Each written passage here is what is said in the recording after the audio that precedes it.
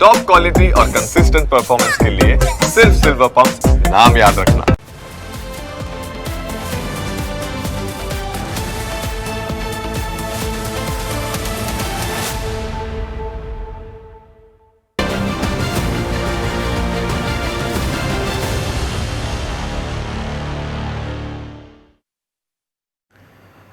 આપણે ચંદ્ર અને સૂર્ય સુધીનો રસ્તો શોધી લીધો છે, પણ છેવાડાના ગામના લોકો આજે રસ્તા માટે વલખા મારે છે. આપણે દરિયાની અંદર પણ પુલ બનાવ્યા, પણ આજે નાનકડા ગામના એક નાના પુલ માટે લોકો વલખા મારે છે. ગામના લોકો રજૂઆતો કરીને થાકી ગયા, પણ આ અધિકારીઓના પેટનું પાણી હલતું નથી. ના ચૂંટાયેલા પ્રતિનિધિઓને કઈ વાત ધ્યાનમાં આવે છે, અને તેના જ કારણે આજે બનાસકાંઠાના કાકવાડા ગામના લોકોની જે હાલત થઈ તેની કારમી હકીકત અમે તમને આજે વિસ્તારથી બતાવીશું. બનાસકાંઠામાં અમીરગઢ નજીક આવેલા કાકવાડા સહિત આસપાસના 5 ગામના લોકો વર્ષોથી એક પુલની રાહ જોઈ રહ્યા છે. અત્યાર સુધી અનેક નેતાઓ અને અધિકારીઓ આવીને ગયા. નેતાઓએ ચૂંટણી સમયે તો ખૂબ મોટા વાયદા કર્યા. આ ગ્રામજનોને કહેવામાં આવ્યું હતું કે તેમને સારો પુલ બનાવી આપીશું, જેથી તમારે નદીમાં ડૂબકીઓ નહીં મારવી પડે. પરંતુ વર્ષો જૂની તેમની સમસ્યા દૂર કરવામાં ન આવતા હવે લોકો વિરોધ ઉપર ઉતરી આવ્યા છે.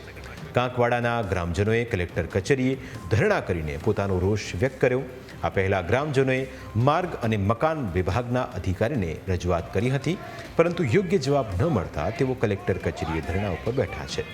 આખરે ગ્રામજનોમાં આટલો આક્રોશ કેમ છે, કેમ તેઓ વિરોધ પર ઉતરી રહ્યા છે, તેની હકીકત જાણશો તો તમને પણ દયા આવી જશે. કાતિલ ઠંડીમાં કોઈ તમને ઠંડા પાણીથી નહાવાનું કહે તો તમે શું કહેશો? આ સાંભળીને જ ધ્રુજારી છૂટી જાય. પણ બનાસકાંઠાના માસૂમ ભૂલકા કડકડતી ઠંડીમાં નદીના વહેણમાંથી પસાર થવા માટે મજબૂર છે. માઉન્ટ આબુથી નજીકનો વિસ્તાર હોવાથી અહીં ઠંડીનું પ્રમાણ ખૂબ જ વધારે હોય છે. આવી કાતિલ ઠંડીમાં માસૂમ ભૂલકાઓને ઠંડા પાણીમાંથી પસાર થવું પડી રહ્યું છે, કારણ કે અહીં તંત્રની કામગીરી ઠંડી છે. શું તમે આધુનિક યુગમાં આવા ગુજરાતની કલ્પના કરો છો? તમે કહેશો કે ના, પણ આ ગુજરાતની વરવી વાસ્તવિકતા છે. શહેરોમાં ભલે તમને બધી જ સુખ સુવિધા મળી રહે, પણ આ બાળકોના નસીબ એટલા ખરાબ છે કે તેમનો જન્મ આ જ ગામડામાં થવો.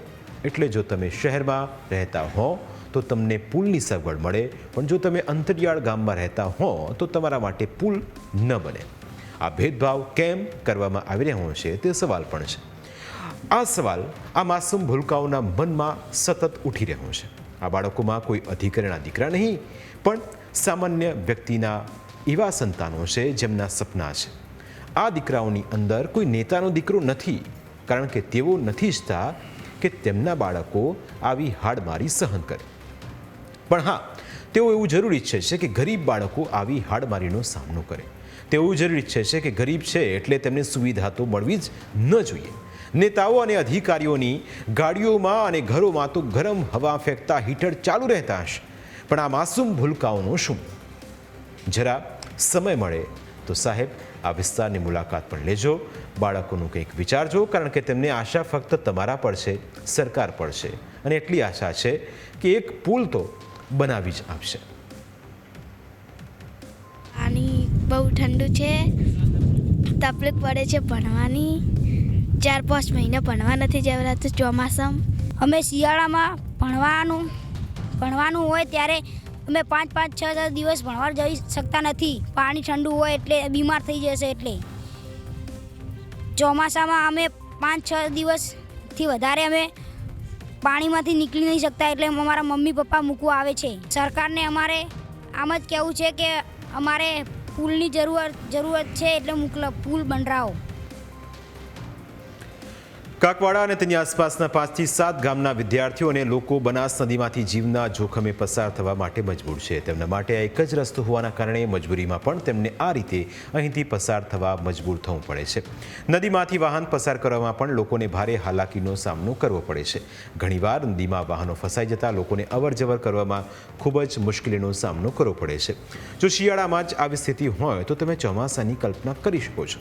ચોમાસામાં તો અહીંથી પસાર થઈ શકાય તેવી સ્થિતિ હોતી નથી. ચોમાસામાં તો ગ્રામજનો એક મહિના સુધી પોતાના ઘરમાં જ કેદ રહેવા માટે મજબૂર બની જાય છે. પરંતુ તંત્રના અધિકારીઓ કે ચૂંટાયેલા પ્રતિનિધિઓ હજુ સુધી પુલની વ્યવસ્થા કરી શક્યા નથી.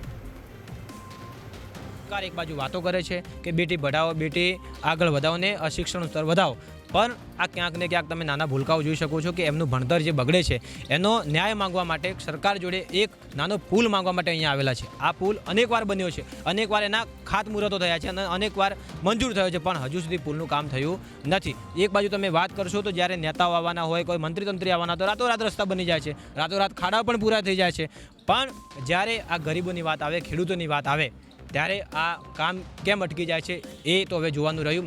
મુખ્ય વસ્તુ એ છે કે ટેક્સ અમીર પણ ભરે છે, નેતા પણ ભરે છે અને ગરીબ પણ ભરે છે, તો સેવામાં, સુવિધામાં એકમાત્ર ગરીબ પ્રજાની દુવિધા કેમ? સ્થાનિકોનું કહેવું છે કે વર્ષ 2022માં અહીં પુલ માટે ખાતમુહૂર્ત કરવામાં આવ્યું. તે સમયે તંત્ર અને નેતાઓએ મોટા ઉપાડે એવી જાહેરાતો કરી હતી કે લોકોની તકલીફો હવે દૂર થઈ જશે, પણ આ વાતને 4 વર્ષ વીતી જવા છતાં પુલના કોઈ જ ઠેકાણા નથી. એટલે નેતાઓને 2022ની ચૂંટણીમાં વોટ લેવા હતા એટલે ખાતમુહૂર્ત કરી નાખ્યું. પછી તું કોણ અને હું કોણ જેવી સ્થિતિ સર્જાઈ. પુલનું ખાતમુહૂર્ત કરનારા નેતાઓ હવે શોધે જડતા નથી અને એટલે જ લોકો સવાલ કરી રહ્યા છે.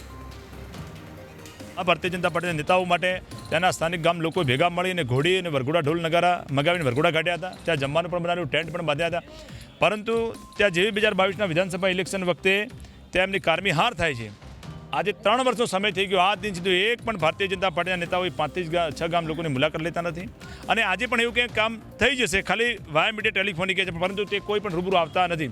આ અનુસંધાને અમારું કોઈ તંત્ર સાંભળતું નથી. તેનું અનુસંધાને આજે અમે કલેક્ટર ઓફિસે 5-6 ગામના લોકો સહિત અમે આજે ધરણા ઉપર બેઠા છીએ. ધરણા કર્યા બાદ જો આવનારા સમયની કામકાજ ચાલુ કરવામાં નહીં આવે, એક મહિનાની અંદર, તો અમે આનાથી પણ વિશાળ સંખ્યામાં આવીને કલેક્ટર ઓફિસે ધરણા કરીશું.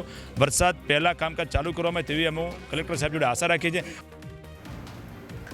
જો નેતાઓ કે અધિકારીઓમાં હવે જો દયાનો છાંટો પણ બચ્યો હોય તો ગ્રામજનોને પુલ બનાવી આપવાની તેમની જવાબદારી છે અને આ જવાબદારી તેમણે પૂરી જ કરવી જોઈએ, કારણ કે તમે લોકોને મત લેવા માટે છેતરો છો એવી રીતે ન ચાલી શકે. શું તમે લોકશાહીને મજાક બનાવી દીધી છે? જે લોકોએ પુલ બનવાની આશાએ તમને મત આપ્યા હતા તેમના મત અને તેમનું મૂલ્ય કદાચ તમે ભૂલી ગયા છો. પ્રાઇમ 9માં આજે બસ આટલું જ. ફરી મળીશું આપણે સ્પર્શતા મુદ્દા સાથે. ત્યાં સુધી રજા આપશો. નમસ્કાર.